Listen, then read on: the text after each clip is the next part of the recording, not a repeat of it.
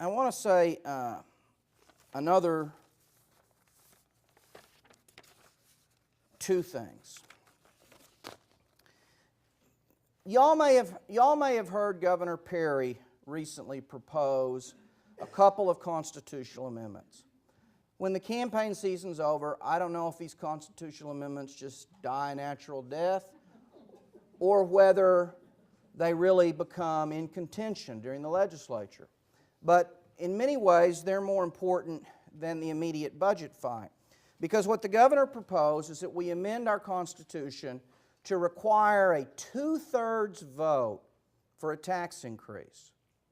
Well, I just went down the list of all the possible options in the world, and you can understand that under any circumstances, it's tough to get a majority for any of those, even if you thought they're a great idea.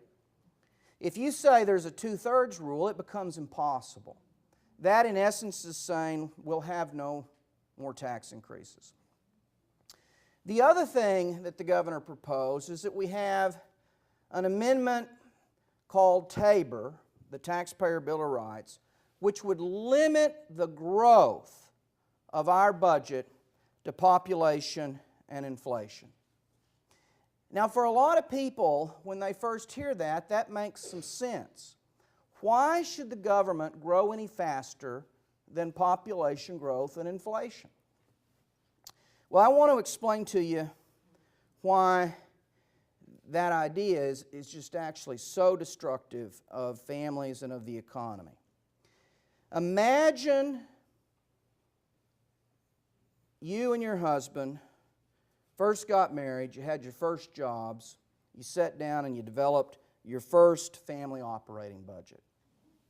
And you said, we are going to be fiscally responsible because going forward, we are not going to spend anything but Texas population growth plus consumer inflation. Okay? Same principle. Well, when you had your first child, you might have thought that meant you got population growth. No. How much did the population grow in your family? It grew 50%. But what the governor proposes is that you be limited to Texas population growth. The growth of the total population of Texas isn't the issue. The issue is how many kids came into your family. The growth of the total population of Texas isn't the issue for state government either. This is something people don't understand. It's how many kids walk into the public school. It's how many elderly sign up for Medicaid. The people that state government serves actually turns out, just like your family, to have a different mix than general population growth. Suppose one or the other mother-in-law moves in with health care problems. You look at the Consumer Price Index and you think, well, that'll take care of us. Folks, the Consumer Price Index doesn't include health care. What goes up faster? General inflation or health care costs? The state pays for half of all the health care in Texas. That's pretty astounding.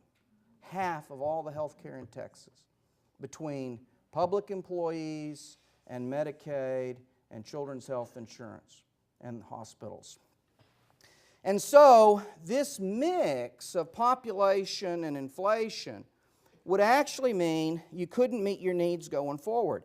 Well, now the other thing that's crazy about this idea, when you think about it, is are you living better now than you were those first years of marriage, at least materially? You see, if you limit yourself to population and inflation, your standard of living can never go up. Can never go up. It doesn't matter if you have greater needs you want to meet.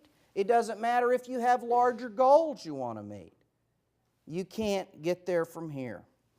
Now, let me use a business analogy for just a second. Suppose Bill Gates and his partner, when they were two nerds starting out at Microsoft, drew up their first operating budget. And they said, we're going to be fiscally prudent. Microsoft will never grow faster than inflation and population.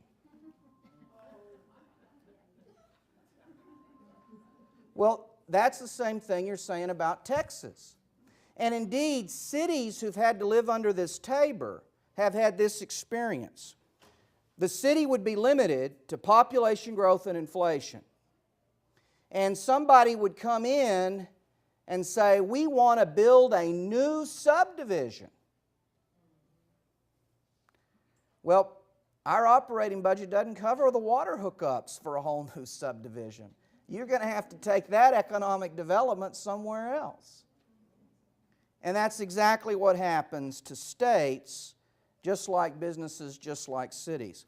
And it goes back to this idea that government doesn't grow as the economy grows. Government has an important role in making the economy grow through education, through transportation, and government has an important role then in meeting the needs of our citizens. We have to have a balanced approach. And people who are confident that the budget can be cut are people, frankly, who've just never been there. And John Wesley had something to say about this. One reason why the rich in general have so little sympathy for the poor is because they so seldom visit them.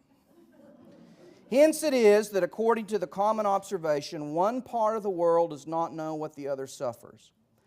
Many of them do not know because they do not care to know. They keep out of the way of knowing and then plead their voluntary ignorance as an excuse for their hardness of heart. Indeed, sir, said a person of large substance, I do not know anybody in this world that is in want. How did this come to pass?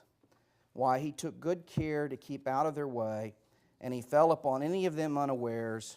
If he fell upon any of them unawares, he passed over on the other side. Now, let me wrap up with this and we'll take some questions. So y'all are saying, well, finances are men's business, really. What does this have to do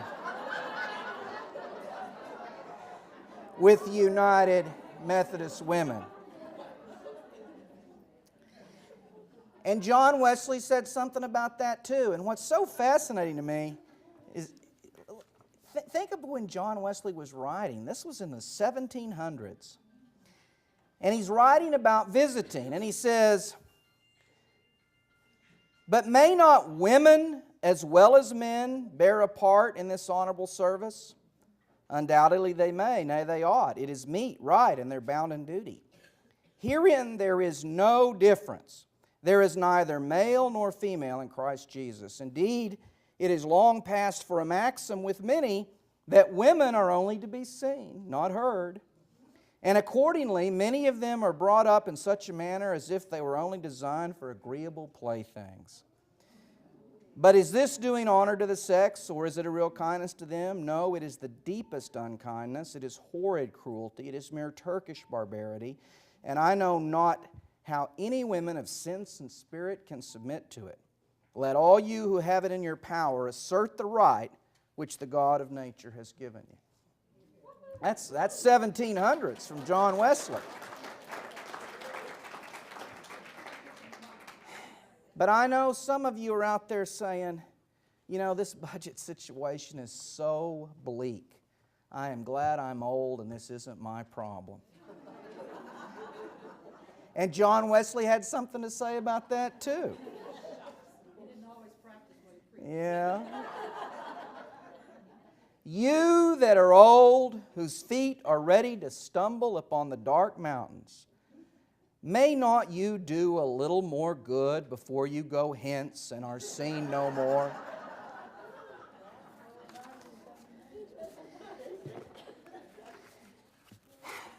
It is going to be a very difficult job in 2011 to write a budget for 2012, 2013 that sustains our democracy and ensures our prosperity. It's going to be a tough job. And we have to take a balanced approach. There are going to be some painful cuts, and we have got to put some revenue on the table. And the only way that's going to happen is if groups like the United Methodist Women and groups all across this state are insisting that it happen, and saying that even as we come out of the Great Recession, we have to remember the least of these, and plus, it's actually good economics.